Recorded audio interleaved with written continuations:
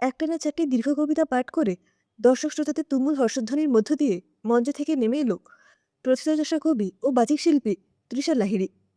সমুদ্রনীল ঢাকাই শাড়ি, ডোকরার গয়না, একঢাল চুলে লালচে রঙা জারভেরা ফুল, আর সামান্য প্রসাধনে অসামান্য দেখাচ্ছে। ওর ধারালো ব্যক্তিত্ব সৌন্দর্যে অন্য মাত্রা যোগ করেছে। আজকাল অটোগ্রাফে স্থান নিয়েছে সেলফি। গুঞ্জনের সাথে সেলফি তুলে এফবির প্রোফাইল পিকচার করা এখন নতুন ট্রেন্ড। আগে যেমন ছিল অটোগ্রাফ। সেলফি শিকারীদের ভিড়ে স্নিগ্ধকে দেখে চমকে উঠল তৃষা। স্নিগ্ধর হাতে একগুচ্ছ রজনীগন্ধা। রজনীগন্ধা খুব প্রিয় তৃষার, তবে সেটা তো স্নিগ্ধর জানবার কথা নয়। কোণে দেখা মায়াবী আলোয় ক্ষণিকের জন্য চার চোখের মিলন হলেও কথা হয়নি সেই দিন। অনুরাগীদের আবদার মেটিয়ে তৃষা এগিয়ে যায়। এখন তার ১৯-এর লাজুক তরুণী নয়, এখনও প্রায় ৪০-এর খ্যাতনামা ব্যক্তিত্ব। তৃষাকে এগিয়ে আসতে দেখে স্নিগ্ধ মৃদু হেসে কথা শুরু করে। চিনতে পারছ? তৃষা প্রত্যুত্তরে বলে, ২০ বছরের বাহিরঙ্গে অন্তত এমন কিছু বদলাওনি যে চেনা যাবে না। তারপরেই যোগ করে, ভালো আছো? স্নিগ্ধ উত্তরে সম্মতিসূচক মাথা নাড়ে। তারপর দুজনেই চুপ। সব কথা যেন ফুরিয়ে গেল। অথচ বিগত ২০ বছর ধরে কত বিনিদ্র রাত কাটিয়েছে তৃষা, শুধু এই ভেবে যে স্নিগ্ধর সাথে দেখা হলে কি বলবে আর কি বলবে না। অথচ সেই সময় এলে দেখা গেল কিছুই বলার নেই। স্নিগ্ধও ভেবে পাচ্ছিল না কি বলবে। অথচ একসময় কত কথা ছিল শুধুই তৃষাকে বলার। এর মধ্যে আজকের অনুষ্ঠানের আয়োজকরা এসে হাজির। ওদের মধ্যে যিশু ছেলেটি বেশ ভালো। ওই যোগাযোগ করেছিল তৃষার সাথে। যে শহর ছেড়ে চলে গিয়েছিল মিথ্যে কলঙ্কের বোঝা নিয়ে, সেই শহর যখন নিমন্ত্রণ করে এনে মঞ্চে বিশিষ্ট নাগরিকের সম্মান দেয়, পর পাওয়া বোধ হয় একেই বলে। প্রতি মুহূর্ত চেটেপুটে উপভোগ করছিল তৃষা। শুধু একটাই আক্ষেপ, আজ যদি বাবা মা বেঁচে থাকতেন। মেয়ের উত্থানের শুরুটা দেখে গেলেও সাফল্যের চরম পর্যায়ে তারা দেখে যেতে পারেননি। অজান্তেই দীর্ঘশ্বাস উঠে আসে বুক ঠেলে। ভাবনার রেশ কেটে যায় যিশুর কথায়। দিদি এখনই হোটেলে ফিরে যাবেন নাকি থাকবেন? তৃষা উত্তরে বলে, পুরনো শহর, কিছুটা সময় কাটিয়ে যাই তোমাদের সাথে। অনুষ্ঠানের আয়োজনে ব্যস্ত কর্মকর্তা যিশু যেতে যেতে স্নিগ্ধকে দায়িত্ব অর্পণ করে যায় তৃষার। ও বোঝে আয়োজকদের মধ্যে স্নিগ্ধও আছে। প্রথম সারিতে বসে ওরা। মঞ্চে তখন বিখ্যাত শিল্পী সুললিত কণ্ঠে গাইছেন আমার না বলা বাণী। তৃষা ফিরে যায় অতীত স্মৃতির সরণিতে। ২০ বছর আগে এক বসন্তের সন্ধে। সেদিন ভীরু পদক্ষেপে মুখোমুখি হয়েছিল স্নিগ্ধর। সাথে অবশ্য স্নিগ্ধর বাবা মাও ছিলেন। তারা এসেছিলেন তাদের একমাত্র পুত্রের পাত্রী নির্বাচনে। তখন তৃষা ১৯-এর সদ্য তরুণী, সবই কলেজের ফার্স্ট ইয়ার। যদিও তখনই বিয়ে দেওয়ায় তেমন ইচ্ছে ছিল না বাবা মায়ের। বাবার অফিস কলিগ মুখার্জি কাকুরানা এত ভালো সম্বন্ধটা নাকচ করতে পারেননি। স্নিগ্ধ সদ্য মেকানিক্যাল ইঞ্জিনিয়ারিং পাস করে একটা ফার্মে জয়েন করেছে। একটিই ছেলে, ৩ তলা বাড়ি। স্নিগ্ধর বাবাও অবসরপ্রাপ্ত উচ্চপদস্থ সরকারি কর্মচারী। কোনো দাবি দেওয়া নেই। দাবি একটি সুন্দরী সুলক্ষণা পাত্রী। সেই দাবি পূর্ণ করার ক্ষমতা ছিল তৃষার। পরমা সুন্দরী না হলেও কমনীয় লালিত্যে চোখ জুড়িয়ে যেত। মধুরালা কণ্ঠস্বর ও জন্মগত। স্নিগ্ধর বাবা মায়ের খুব পছন্দ তৃষাকে।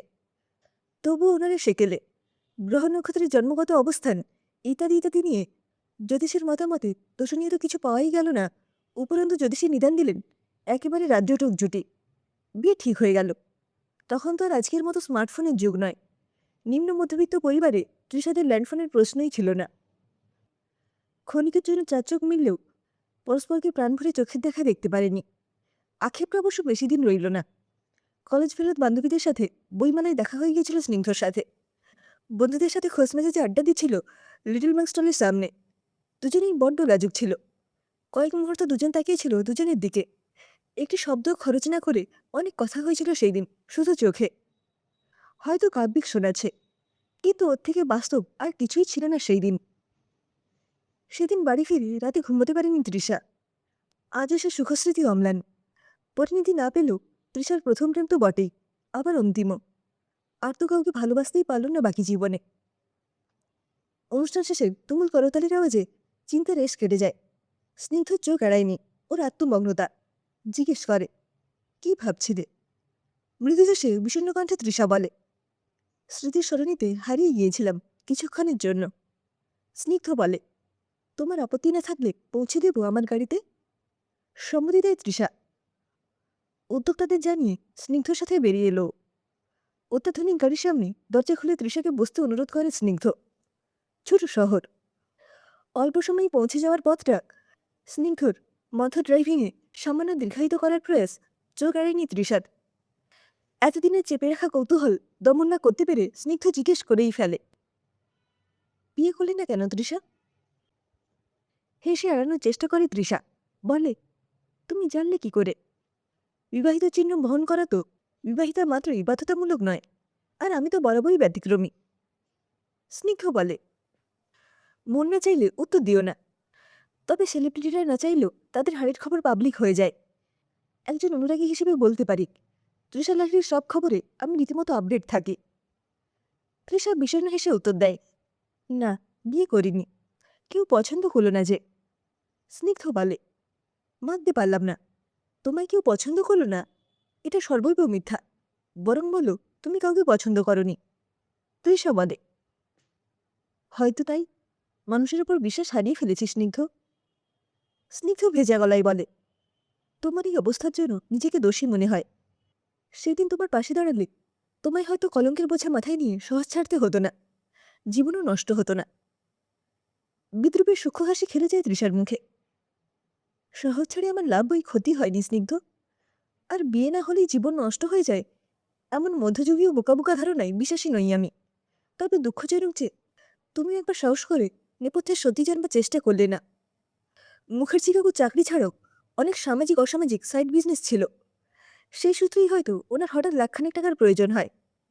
একমাত্র মেয়ে সুযোগ্য পাত্রের সাথে বিয়ে যোগাযোগ করিয়ে দেওয়ার বিনিময়ে উনি বাবার কাছে টাকাটা দাবি করে বসেন। আমার নিম্ন মধ্যবিত্ত বাবার পক্ষে সম্ভব ছিল না রাতারাতি এত টাকা জোগাড় করা। মুখার্জি কাকুর চরম ক্ষতি করার হুমকি শুনে শেষ সম্বল মায়ের গয়নায় যখন হাত দিতে যাচ্ছেন বাবা, আমি প্রতিবাদ করি। মুখের গ্রাস কেড়ে নেওয়ায় ক্ষুব্ধ হয়ে উনি শেষ থেকে ছাড়বেন বলে শাসিয়ে চলে গেলেন। ভাবিনি এইভাবে তিনি প্রতিশোধ নেবেন। পরের দিন বিকেলে তোমার বাবা আমাদের বাড়িতে এসে যাচ্ছে তাইভাবে অপমান করে গেলেন। সেই সাথে শুধুমাত্র শোনা কথার ভিত্তিতে আমাকে দুশ্চরিত্রে অপবাদ দিতেও বিন্দুমাত্র দ্বিধাবোধ করলেন না। আমি আশা করেছিলাম তুমি শিক্ষিত আধুনিক মনস্ক ছেলে, তুমি অন্তত সত্যিটাই জানবার চেষ্টা করবে। উনিশের অনভিজ্ঞ কিশোরী, তাই জানতাম না রূপের চেয়ে রূপও অনেক দামি। অবশ্য ততোধিক দামি শিল্পপতি বিলাস মিত্রের বিলাসিতা এবং মিত্রতার বন্ধনে আবদ্ধ হয়েছে তোমরা। বলা বাহুল্য, যোগসূত্রের কান্নারই এক এবং অদ্বিতীয় মুখার্জি কাকু। ক্ষুত হলেও রাজকন্যা তো। অর্ধেক রাজত্বের প্রাচুর্যে সে খুব ঢেকে যায় অনায়াসেই। যাক সে কথা। রাতের অন্ধকারে মুখ লুকিয়ে সহজ ছাড়তে বাধ্য হলাম আমরা। নতুন শহরে নতুন করে সব শুরু করলাম। অনেক লড়াই, অনেক যুদ্ধ শেষে এলো সফলতা। তবে সম্মানের সাথে আপোষ করিনি কখনো। বেশ ভালোই আছি আমি। নিজের পুরনো শহরে মাথা উঁচু করে ফিরতে পেরে গর্বিত আমি। আরও কিছু বোঝা যাচ্ছিল তৃষা। সেলফোনের সুনীলের রিংটোনে ছন্দ কেটে গেল। ফোনের কভারে জলজল করছে দুটো বাচ্চা মেয়ের ছবি। চোখে পড়ে স্নিগ্ধর। তৃষা কথা বলতে থাকে ফোনে, কাঁদে না শোনা, আগামীকাল বিকেলেই মামাম তোমাদের কাছে চলে আসবে অনেক গিফট নিয়ে। প্লিজ খেয়ে নাও শোনা। সাদিদি জুজুকে খাইয়ে দিও। আগামীকাল 3টের ফ্লাইট, আমি 4:30-র মধ্যে পৌঁছে যাব। ড্রাইভার গাড়ি নিয়ে সময় মতো যেন এয়ারপোর্টে পৌঁছে যায়। ফোন ডিসকানেক্ট করে স্নিগ্ধকে অবাক বিস্মিত হয়ে তাকিয়ে থাকতে দেখে তৃষা জবাব দেয়, আমার 2 মেয়ে, বড়টি 5 আর ছোটটির বয়স মাত্র 3। বিয়ে তো সামাজিক স্বীকৃতি মাত্র। আমার ব্যক্তিগত বিরক্তি ও ঘৃণা আছে। বিয়ে না করলে মা হওয়া যায় না এই ট্যাবুতে বিশ্বাস নেই আমার। মা হওয়া নারী জীবনে চরম পাওয়া। অনেক না পাওয়ার মাঝে এই পাওয়া থেকে নিজেকে বঞ্চিত করতে চাইনি। প্রথমে জুজুকে অ্যাডপ্ট করলাম, তারপর ওর বাইনা দিক সোনাকে আনলাম। ওরাই আমার পৃথিবী, ওদের টানেই ঘরে ফেরা। আর শান্তি দিয়ে আছেন বিধবা মাঝবয়সী মহিলা, আমার সংসারের উনিই কর্ত্রী। বেশ আছি ওদের নিয়ে। আমায় বরং এখানেই নামিয়ে দাও স্নিগ্ধ। ছোট্ট শহর, এখানে সবাই সবার খবর রাখে। শ্বশুরের গাড়িতে প্রাক্তন বান্ধবীকে লিফট দিচ্ছ, জানলে বউ রাগ করবে। খরচা মেয়েদের আবার বড্ড জ্বালা। সোনার হলেও খাঁচা তো খাঁচাই। গাড়িটা থামিয়ে নিজেই দরজা খুলে পথে নেমে যায় তৃষা। ঘটনার আকস্মিকতায় হতভম্ব স্নিগ্ধ কথা দেওয়ার অবকাশ পায় না।